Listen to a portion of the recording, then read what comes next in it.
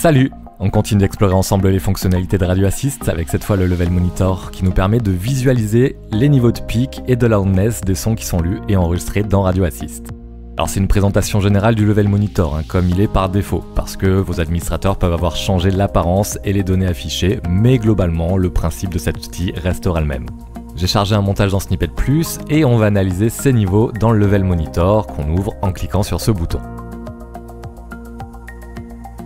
On voit tout à gauche la tranche Play qui correspond au niveau global du mixage, c'est-à-dire le master. À sa droite, c'est les différentes pistes de notre montage. Et s'il y avait un micro connecté à mon Radio Assist, il y en aurait un autre qui s'appellerait enregistrement sur laquelle on verrait les niveaux du micro. Quand je lance la lecture, le Level Monitor, si besoin, s'adapte au nombre de pistes actives dans le montage. Sur chaque tranche, il y a deux colonnes. À gauche, c'est les niveaux de crête, qui sont les niveaux maximum atteints à un instant T. Et sur la tranche Play, sur la colonne de droite, est affiché le loudness, qui correspond, lui, à la perception auditive qu'on a du son. Un bon niveau de loudness, c'est ce qui va éviter d'un son à l'autre que votre auditeur baisse ou monte le volume de sa radio. On a tous connu ça, c'est pas très sympa.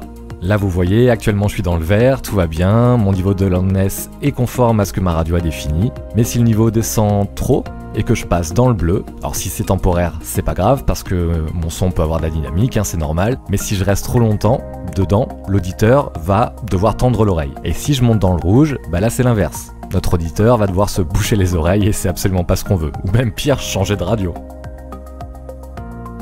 La valeur qu'on voit au-dessus du loudness, appelée LUFSI, c'est le niveau global de loudness mesuré depuis le début de la lecture. Et les deux valeurs en dessous de nos deux colonnes, qui affichent les niveaux de crête et de loudness, ce sont les valeurs de crête maximale atteintes, là aussi, depuis le début de la lecture. En dessous de ces deux valeurs, le petit niveau là qui gigote de droite à gauche, c'est la corrélation de phase du signal. Alors sans trop rentrer dans les détails, il permet de détecter les problèmes de phase d'un signal stéréo. Pour faire simple, tant que la barre est verte, tout va bien. Si ça devient rouge, c'est pas bien. Et quand le curseur est collé tout à droite, le son est mono. Et enfin pour finir, il y a deux boutons en dessous des pistes. Le bouton remettre à zéro le LUFS qui va permettre de remettre à zéro les valeurs LUFSI des pistes. Et le bouton remise à zéro du master qui va nous permettre là de tout remettre à zéro, de remettre à zéro tous les compteurs. Simple, efficace.